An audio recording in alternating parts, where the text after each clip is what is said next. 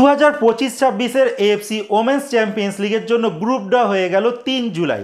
সেখানে ভারত থেকে একটি মাত্র ক্লাব কিন্তু প্রতিনিধিত্ব করছে। সেই ক্লাবটি হচ্ছে ইস্টবেঙ্গলের মহিলা ফুটবল দল।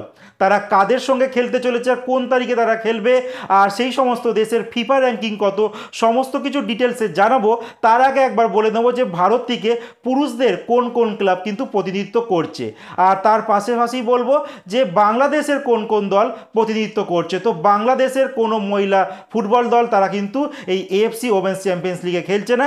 সেখানে তাদের পুরুষ দলের কথা যদি বলি, তারা কিন্তু এএফসি থার্ড টায়ার যে লিগ বলা হয় এএফসি চ্যালেঞ্জ লিগ, সেখানে প্লে অফ ম্যাচ খেলছে। সেখানে বসুন্ধরা কিংস সিরিয়ার একটি ক্লাবের সঙ্গে খেলবে, আর একটি ক্লাব ঢাকা আবাহনী তারা খেলবে কিরগিজস্তানের একটি দল আছে মুরাস ইউনাইটেডের সঙ্গে।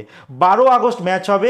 সেই ম্যাচগুলো জয়লাভ করতে পারলে এএফসি চ্যালেঞ্জ লিগের গ্রুপ পর্যায় থেকে কিন্তু বাংলাদেশের ক্লাবগুলো শুরু করতে পারবে, না হলে কিন্তু তারা আউট হয়ে যাবে টুর্নামেন্ট থেকে। সেখানে ভারত থেকে কিন্তু দুটি দল খেলছে এএফসি চ্যাম্পিয়ন্স লিগ 2-তে, যেখানে মোহনবাগান সুপার জায়েন্ট দল তারা ডাইরেক্ট কিন্তু গ্রুপ পর্যায় থেকে শুরু করবে, আর এফসি গোয়া তাদেরকে প্লে অফ ম্যাচ খেলতে হবে আল সিফের সঙ্গে। আল সিফ ওমানের একটি ক্লাব, আর এইখানে কিন্তু তারা জয়লাভ করতে পারলে তারা এএফসি চ্যাম্পিয়ন্স লিগ 2-তে গ্রুপ পর্যায় থেকে শুরু করতে পারবে। আর যদি এই এফসি গোয়া হেরে যায় তারা কিন্তু তারা নিচের দিকে নেমে যাবে, মানে এএফসি চ্যালেঞ্জ লিগে গ্রুপ পর্যায় থেকে শুরু করবে। তো যাই হোক, এইবার আসছি মহিলা ফুটবলে, যেখানে ভারত থেকে একটি মাত্র ক্লাব প্রতিনিধিত্ব করছে। ভারতের জন্য একটি স্লট রয়েছে। লাস্ট ইয়ার ভারত থেকে উড়িষ্যা এফসি প্রতিনিধিত্ব করেছিল, তারা গ্রুপ চ্যাম্পিয়ন হয়ে কিন্তু তারা মূল পর্বে চলে গিয়েছিল, বাট সেখানে তারা খুব একটা ভালো কিছু করে দেখাতে পারেনি। সেখানে ইস্টবেঙ্গলের কাছে কিন্তু এই বছর দারুণ একটা সুযোগ আছে, কারণ ইস্টবেঙ্গল যেই গ্রুপে পড়েছে সেখানে ইস্টবেঙ্গলকে নিয়ে টোটাল 3টে টিম রয়েছে। বাকি যে সমস্ত মানে গ্রুপগুলো রয়েছে সেখানে 4টে করে দল রয়েছে।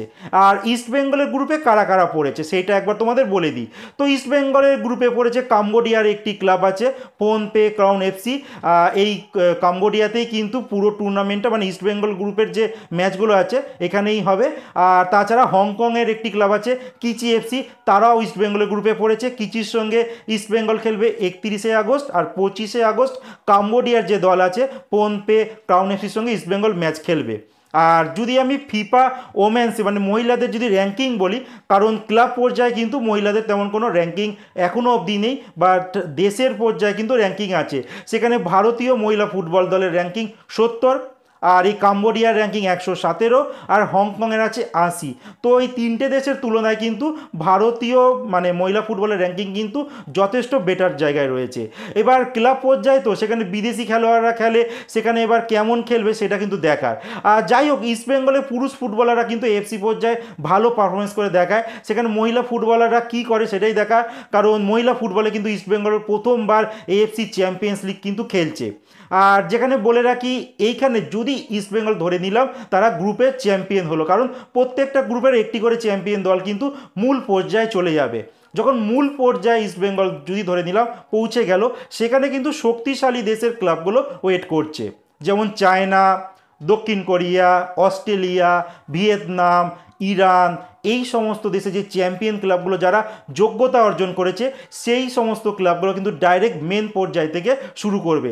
সেখানেই কিন্তু আসল খেলাটা হবে ইস্টবেঙ্গলের জন্য।